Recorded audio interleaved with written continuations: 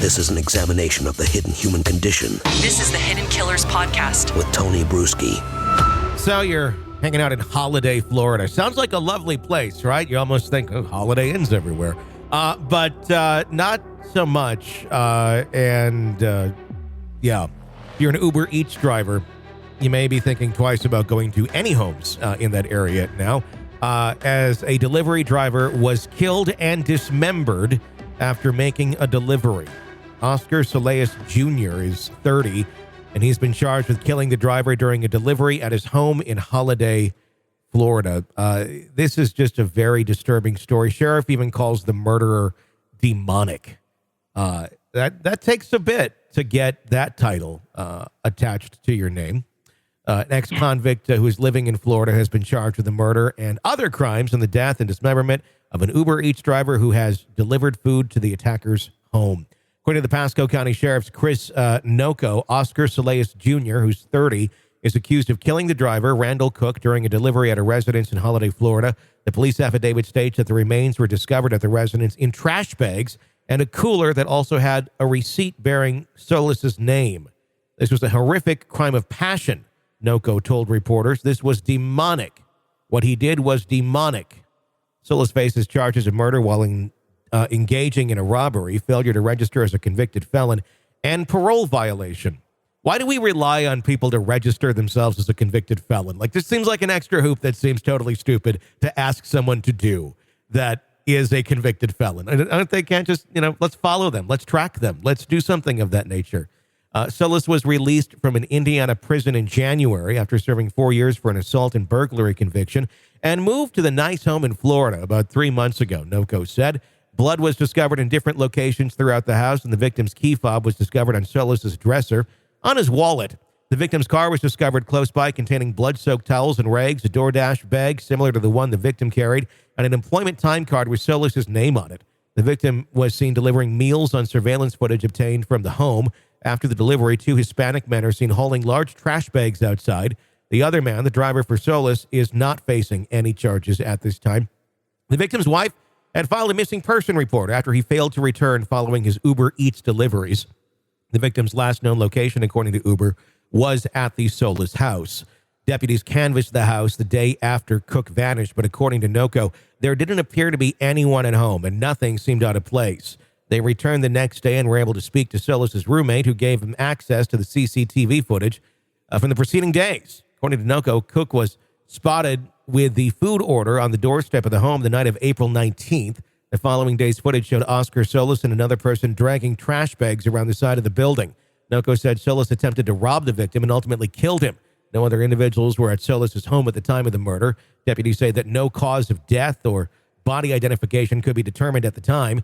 Deputies were originally called to investigate a body discovered in the Moog Road area on April 21st, just after noon. Through further investigation and working with the Pasco Pinellas medical examiner, both identification and cause of death were determined over the weekend. The case was ruled a homicide at that point. Cooke had texted his wife to let her know he would be home shortly after finishing his last delivery of the evening before being brutally murdered. He was just a guy trying to make a living for his family, Noco said at a press conference. I kept asking, what's the connection? It was absolutely a horrific crime, but at the same time, we couldn't answer the question, why? All that appears is there was a gentleman who was working, he was doing his last delivery of the night, and a person killed him. You're talking about a violent individual that Indiana released and sent down to Florida, Noco said. They released him on parole. Unfortunately, now we have a hardworking guy, a loving husband who's no longer with us because this violent individual killed him. Noco said Solis was affiliated with MS-13 in Indiana and was also on parole. I think anytime you arrest an MS-13 member, it's an automatic death sentence. It's just, sorry, you are that, you are gone. We're not taking our chances on you. You got involved in this. You are now legally dead to us. And we'll make you dead, too. I mean, would it be so horrible that if a guy like him got out of prison, he's a known gang member, and like, I'm telling you, the mugshot of this guy, if you want to have face tattoos, that's up to you. I'm not here to judge that. His whole face is covered in tattoos. I am. But he looks I know I'm you going to do. judge the shit out I of it love because yours. Yours are daisies and flowers. They look adorable. no, I'm judging the shit out of people with face tattoos all over the place. It looks ridiculous. It's not, and you can't complain about not getting a job or this. I'm sorry. Yeah. You're making the dumbest choice. Well, one of the dumbest choices you can make if you want to live any semblance of a normal life or not be affiliated with crimes and thugs for the rest of your existence. Well, there's no way you're not going to be judged for. Like my nephew, he's a tattoo artist. He has tattoos on his head, not on his face, but on his head. He can shave his hair or he can grow it out if he wants. He can hide it. There's a way to hide it that way. Yeah. If but there's a way to hide that's it. what he does for a living. Yes. But this guy, even if you don't, even if you're able to look past all the face tattoos, he looks 1000% evil. And I can't imagine when he answered the door for that poor man who's just going to drop off food. And robbery makes no sense because how much money will the Uber Eats guy have? It's not like you're paying him cash. It's not a cash business. Yeah. So he couldn't have had much money anyway. So the robbery thing doesn't make a ton of sense. Did he get the food wrong and he took it out? Was it just random? He just happened to be there and the guy was in a rage. I don't know. It just doesn't make sense to me. And the guy's just like trying to make some money to help his family. Yeah. It's just sick. And so the dismemberment part really, it had to have been a horrific crime scene. I can't imagine. And his poor wife. I'm surprised there's not more murders involving these services like Uber Eats and DoorDash and wherever somebody has to solely go to someone's home, sometimes in areas that are, not very populated. Yeah.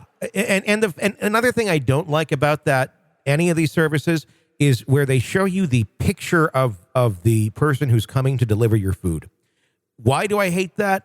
Because you could have a very evil, nefarious person. I'm thinking more so on the sexual predator side that can keep placing orders until they find the one that they find attractive and they want to violate. And then that's the one that they're going to pick. And they can keep canceling orders until they got the one that they want. And then that person walks into whatever situation that they have planned for them. And, it just seems like sitting ducks, quite honestly. I lived out in the country and I was by myself. I mean, if there was a horrible person living there, there could be a lot of people that died, if they were somebody was evil in doing that sort of stuff. It just really kind of scared me for those individuals, especially, anyone really, but late at night, me and Harper would order Taco Bell sometimes at like 10 o'clock at night on the weekend. And half the time it was like a 21-year-old or a 19-year-old girl, tiny, coming up to the doorstep, delivering it. I'm just thinking, how crazy dangerous is this? There's a lot of safe houses, but there's a lot that's not. And it just seems like you're hearing more and more of these crazy ass stories lately. Like, person just doing their job and random person kills them, random person attacks them. What's up with the dismemberment Turned lately? up the wrong road, whatever it is. It also seems to be like a lot of people dismembering other people. It just used to be like found body. Now it's like trash bags. They're buried over here. The kid's in a bucket melted. It's like, what the fuck? And my guess is they're going to charge this other person with some kind of assisting in the crime, at least helping to remove the body. Here's some fine data. Uber released safety data. This is from 2020. 998 sexual assault incidents, including 141 rape reports in 2020. Oh, my God. I wonder what it's been in 2021 and 2022 when those services became like necessary because we were all locked down and those things took off. And just even driving for Uber is scary. You're in your car and somebody you don't even know gets in your car with you. I can't. Yeah. I mean, God bless you if you do it. I've met a lot of really great Uber drivers over the years and Lyft drivers. And but there's some I just felt like, gosh, I know you're making some money here, but sitting ducks. It's something that as I have kids that are getting older and such, it's like, no, I don't think that's a great idea to go make money. I don't. I think there's a lot of risk there. Maybe I'm just paranoid and being a parent, but I don't know. There's just so much shit out there. And maybe I hear too much shit too. And that's why I'm far more sensitive to seeing what human beings are capable of. But this is just fucking disturbing. Very. So. Very. This is an examination of the hidden human condition. This is the Hidden Killers Podcast. The Hidden Killers Podcast. With Tony Bruschi. You want to weigh in on any of the topics that we are talking about here on the program, you can call in 24/7, 888-5-KILLER, 888-554-5537. We'd love to hear your feedback and your thoughts on any of the stories we're following. My name's Tony Bruschi. Stay with us.